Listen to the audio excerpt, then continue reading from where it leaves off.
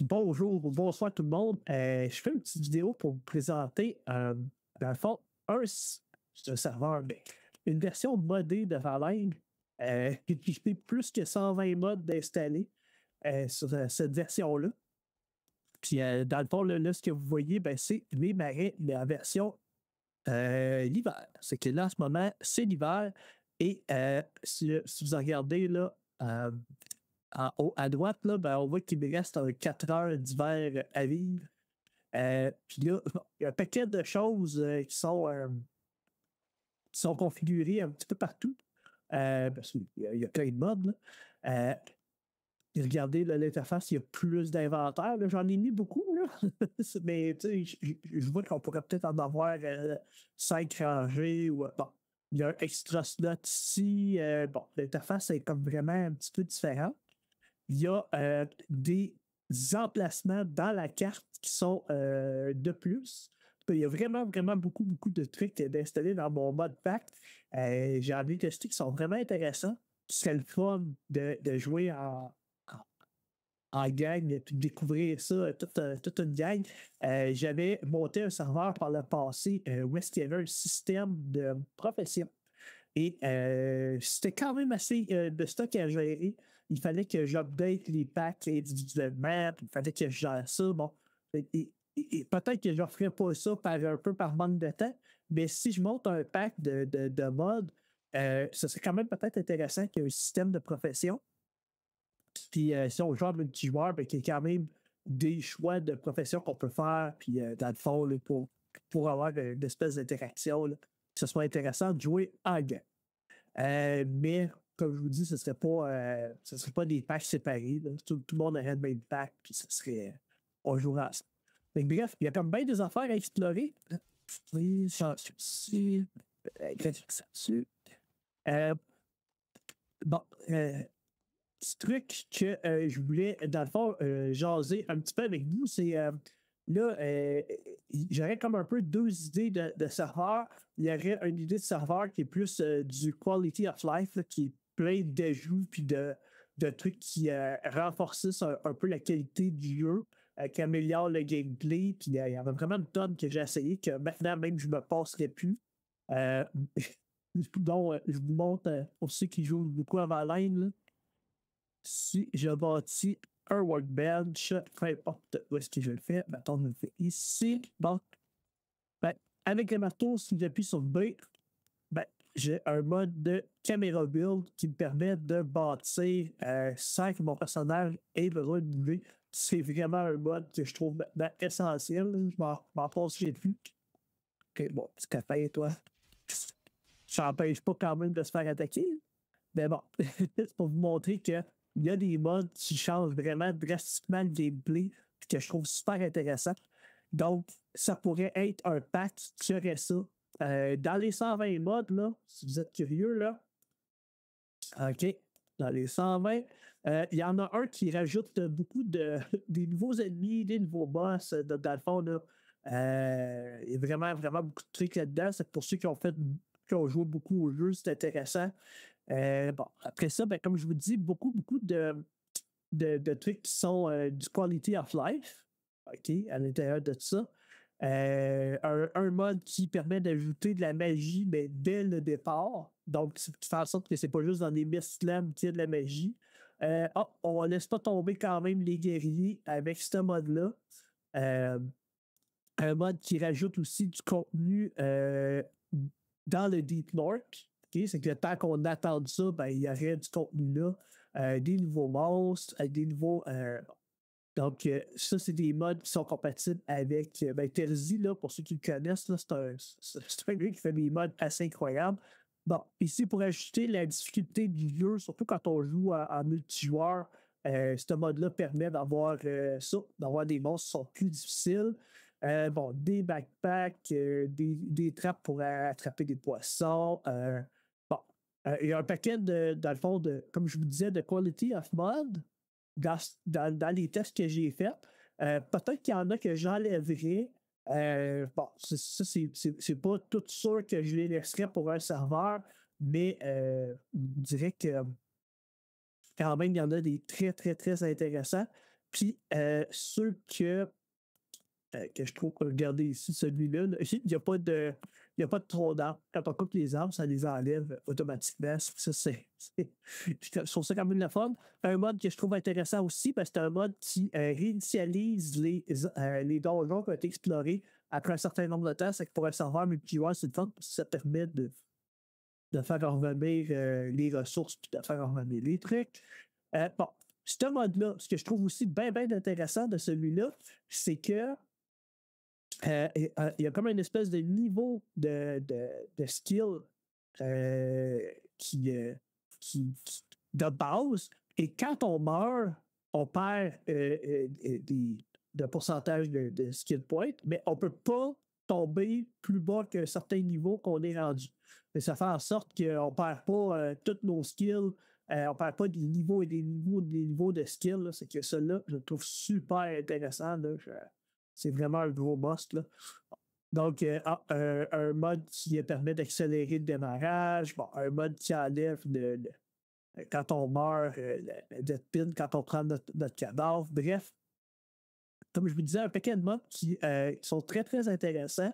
Il y a peut-être des modes qui pourraient peut-être causer certains problèmes. C'est sûr, c'était testé. Là. Ça fait longtemps que je ne les ai pas tout testés. Il y en a peut-être qui sont plus. Qui ont moins été mis à jour avec le temps. Mais qu'est-ce qui est le fun, c'est qu'il n'y aura pas de grosse update de Valheim avant un bon bout. Donc, ça fait en sorte que ça peut être intéressant de se partir une nouvelle partie à Games. Dans le fond, on attend au moins, je pense qu'il y a quasiment encore au moins 6 mois d'attente minimum avant le Deep North. Donc, ils viennent d'avoir une patch avec les ours puis les trucs de combat. Donc, je pense pas qu'il y ait grand-chose à faire un petit bout. Et j'ajouterais que ça, c'est un mode pack que j'ai fait, comme je vous disais, qui était de Quality of Life. Okay? Par contre, je vais faire une petite pause puis je vais vous en montrer un autre. C'est pas tellement là.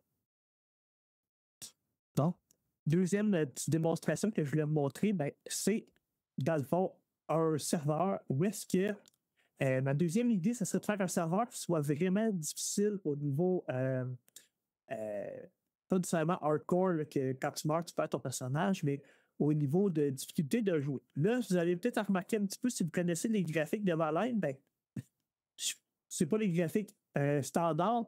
J'avais testé plein de modes qui permettaient de rendre le jeu le plus réaliste possible. Donc, j'avais testé plein de choses, dont le mode pack qui permet d'avoir le jeu en haute définition. Donc, le jeu est HD, c'est sûr qu'il tire plus de vue côté graphique, mais ça, dans un serveur, fort probablement que je mettrais peut-être, dans le fond, c'est optionnel d'avoir la version HD. C'est beaucoup sur notre machine qu'on peut avoir les fichiers, mais je peux expliquer comment le faire, mais regardez quand même, les graphiques sont quand même beaux. Il y a pas de. Il y a un paquet de petites choses là, qui sont pas là dans l'interface, dont la carte. Hein. Si vous faites M, la carte n'est pas là. Ça, c'est un World Modifier qui permet de ne pas avoir la carte et ça rend le jeu extrêmement difficile. Ça peut être intéressant de peut-être lancer ça comme idée de se faire un serveur où est-ce qu'il n'y aurait pas de carte par défaut. Mais regardez bien ça. Là, c'est sûr qu'il a fallu que je me fasse des stratégies pour être capable de jouer. À date, sur ce genre de défi-là, j'ai réussi à tuer 2 boss. C'est sûr que pour un serveur multijoueur, il faudrait vraiment avoir une bonne communication. Ça n'enlève pas qu'on peut avoir des portails, des trucs comme ça, mais ça rend l'exploration beaucoup plus difficile. Puis là, je m'étais fait un beau petit chemin. Puis je vous montre ça, là. Mon chemin, il arrêtait ici. Non, il continuait. Je veux juste pas me perdre parce que je vous le dis, si on se perd, c'est quelque chose. Ok, le chemin continue ici. C'est toute une expérience de jouer à cette version-là en mode pas de carte. Là. Il y a un compas, ok? Puis il y a quelque chose aussi qui pourrait être intéressant à faire. Là.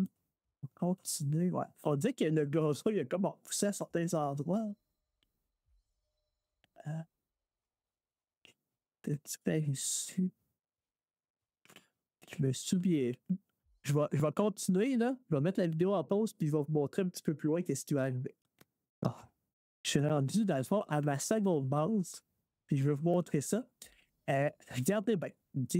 L'idée aussi de se faire un serveur réaliste comme ça, c'est regarder l'ambiance. Là, il fait noir, OK? Je suis à mon campement. On voit que j'ai de la lumière, mais il y a un mode qui enlève beaucoup de la luminosité. Là, ça me fait complètement noir. Et là, j'ai juste une torche. Puis, je pense que vous l'avez vu, là, il y avait des yeux de vie. Regardez comment que ça change l'ambiance. Là. C'est complètement fou là, comment ça rend ça un peu épeurant d'une certaine manière. C'est sûr que là, j'ai une bonne arme, mais. Regardez. Ah, ben, c'est OK. C'est parce qu'il a peur. Il a plus peur que moi de ma torche. Mais bon, il se promène. Puis là, vous voyez, quand on se fait un petit campement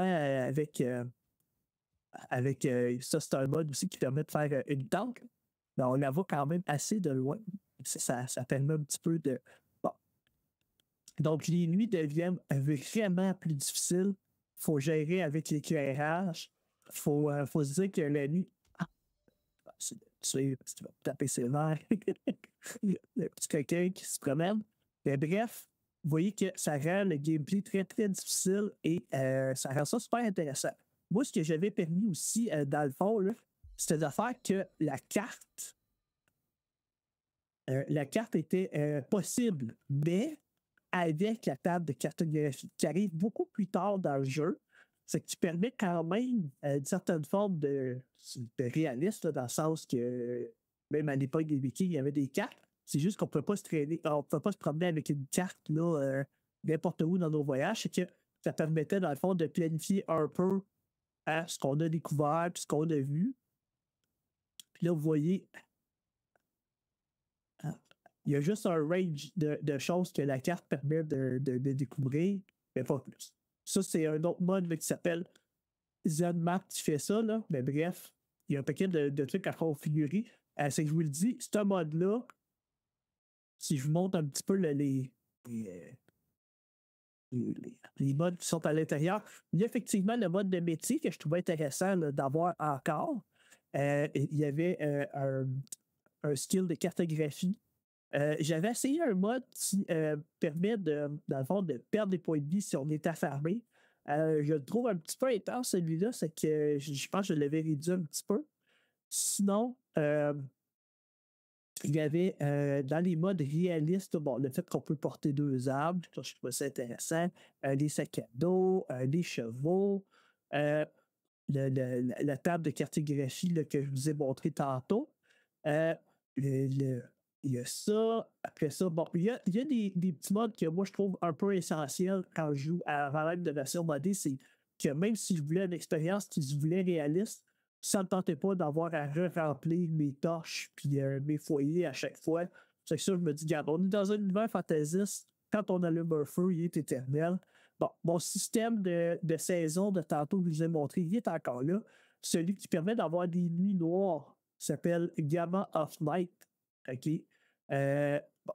Le mode ici qui permet aussi, là, parce que vous avez peut-être remarqué, mais mon interface est vraiment clean. Il n'y a presque plus d'éléments dedans. Ça se voulait aussi ultra réaliste. La seule chose que je vois, c'est en haut à droite, les statuts effets. Étant donné que le jeu ne peut pas nous donner d'autres feedbacks quand on a froid ou certaines affaires, là, de savoir qu'on est l'été ou des trucs comme ça, ben j'ai installé ce mode-là. Mais si vous observez bien, vous ne voyez pas vos armes. Hein? On ne voit pas les armes actuellement. Il faut absolument aller comme dans notre sac à dos puis d'équiper nos armes pour que on peut encore faire 1, 2 et 3 là, rapidement là, quand on les connaît. Mais vous voyez, ça disparaît très, très rapidement. Donc, ça. Donc, dans les autres modes que j'ai mis, bon, que je trouve intéressant, là, ça, je pense que ça a même quasiment été corrigé dans la dernière version de Valheim. Le compas que je vous ai présenté, il est là. Bref, quand même, un paquet de petites fonctionnalités que je trouve le fun. Là, je voulais me rendre à peu près une quinzaine de minutes comme vidéo de présentation. C'est que je suis rendu à ça. Bref, je vais faire un petit sondage pour voir de votre côté qu'est-ce que vous trouveriez intéressant. Est-ce que ce genre de serveur-là vous intéresserait de se donner un défi, surtout pour ceux qui ont joué beaucoup, ou vous aimeriez plus avoir un serveur de quality of life? Les deux, moi j'ai eu beaucoup de fun à jouer seul, mais ce serait le fun de peut-être recommencer. Puis dans le fond, là, après ça, ben là, je ne sais pas si vous avez d'autres idées, mais je vais le proposer aussi dans mon sondage. Mais bref, ça serait peut-être intéressant de relancer ça. Fait que j'attends de vos nouvelles. Puis bon jeu tout le monde. Salut.